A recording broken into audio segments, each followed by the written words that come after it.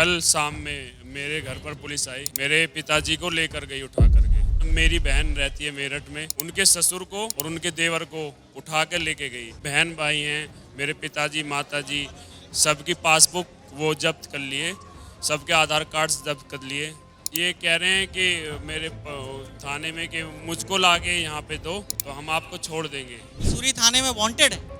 नहीं, मैं शून्य अपराधी। घर नहीं जाते हैं रोज? नहीं, घर नहीं जाता हूँ। मेरी गलती सिर्फ ये है कि मैं लोगों की यहाँ पे सेवा क्यों कर रहा हूँ। गाजियाबाद के जो कमिश्नर हैं, पुलिस कमिश्नर, उन्हें ये वीडियो देखना चाहिए और सोचना चाहिए कि ये किन धाराओं में अपराध है। जरा पब्लिक को भी पता चले कि पानी पिलाना, खाना खिलाना कब से अपराध हो गया। जंतर मंतर पर 20 जून से प्रोटेस्ट चल रहा है, 34वां दिन आज हो चुका है।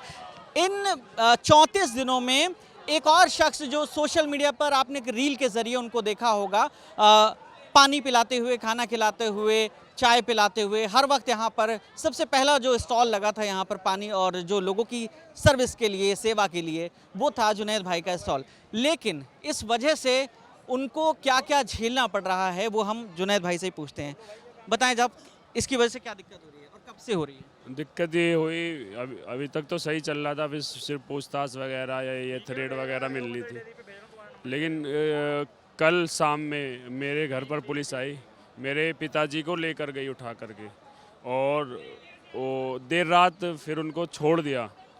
उसके पश्चात सुबह 9 बजे फिर से मेरे पिताजी को पुलिस घर से उठाकर लेकर चली गई, और इसके बाद उनको नहीं छोड़ा। उसके बाद मेरी बहन रहती है मेरठ में, उनके ससुर को और उनके देवर को उठा कर लेके गई। ये मसूरी पुलिस है, गाजियाबाद जिले? गाजियाबाद ज़िले की मसूरी थाने की पुलिस।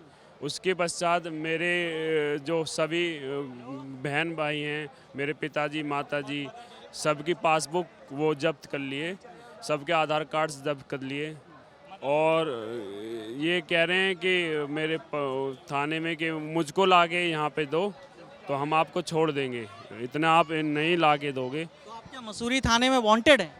नहीं, मैं शून्य अपराधी, शून्य, जीरो है, कोई अपराध नहीं है। अपराधी हम तो छात्रों के लिए संघर्ष कर रहे हैं, मेरा कोई भी अपराध नहीं है, कोई भी, शून्य। क्यों मसूरी थाने को क्यों जुनैद भाई की जरूरत पड़ी गई? वो इसलिए कि ताकि हम यहाँ पर सेवा ना दे सके। वो ये जो हिंदू मुस्लिम सब भाईचारा बढ़ रहा है और शिक्षा के लिए हम काम कर रहे हैं, वो ये चाहते हैं कि ये भाईचारा ना बढ़े और ये चीज़ें ना हो, क्योंकि इससे उनको नुकसान होता है। क्योंकि भाईचारा बढ़ेगा तो इससे उनको इनकी जो वो है उसमें प्रॉब्लम होती है। इसलिए आप यहाँ से जो 34 दिन तो अभी हो गए, तो घर नहीं जाते हैं रोज़? नहीं, घर नहीं जाता हूँ। जब से मैं 6 तारीख को फर्स्ट कॉल था, जब मैं उसी में भी आया था, उस दिन भी बहुत, जून वाला? हाँ, 6 जून वाला, उसमें भी बहुत गर्मी थी। उसके पश्चात जो 20 तारीख से प्रारंभ हुआ है, उसके पश्चात से हम घर नहीं गए। 6 जून को आपने महसूस किया कि यहाँ बहुत क्राइसिस है, पानी वानी होना चाहिए? हाँ, होना चाहिए, लेकिन उस दिन सिर्फ 5 बजे तक था, वो झेल लिया। लेकिन 20 तारीख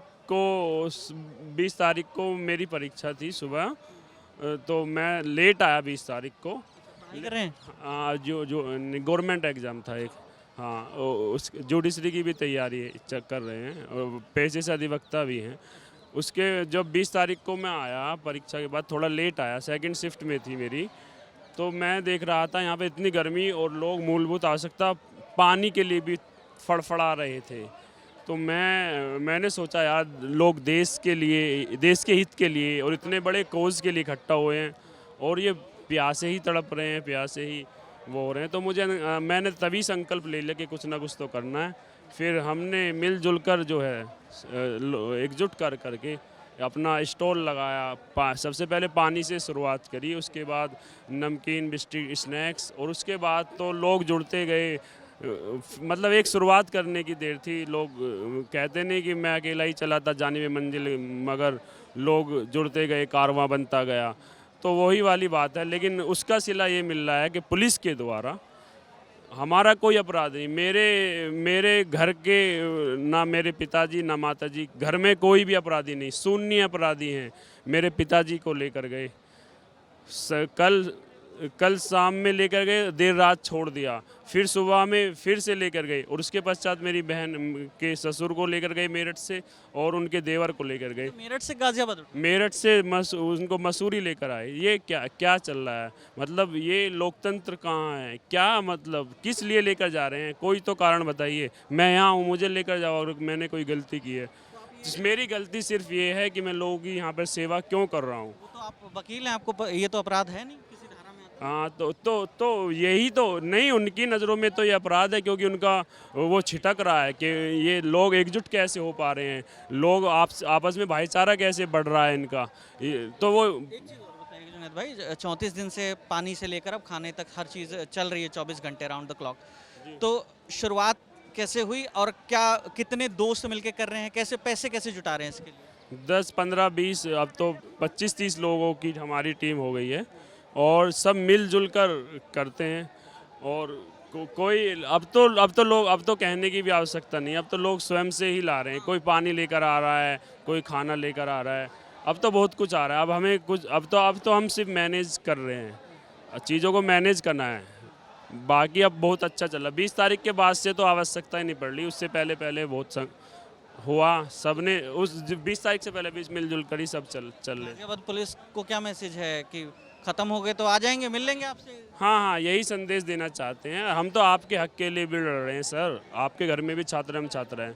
अब नीट के पूरे देश भर में नीट के लाख अभ्यर्थियों के साथ जो इतना अन्याय हुआ, परीक्षा लीक हुआ, उसमें चाहे पुलिस वाले का बच्चा हो, चाहे अधिवक्ता का बच्चा हो, डॉक्टर का बच्चा हो, जब तंत्र भ्रष्ट होता है ना तो सभी चपेट में आते हैं, कोई नहीं बचता है।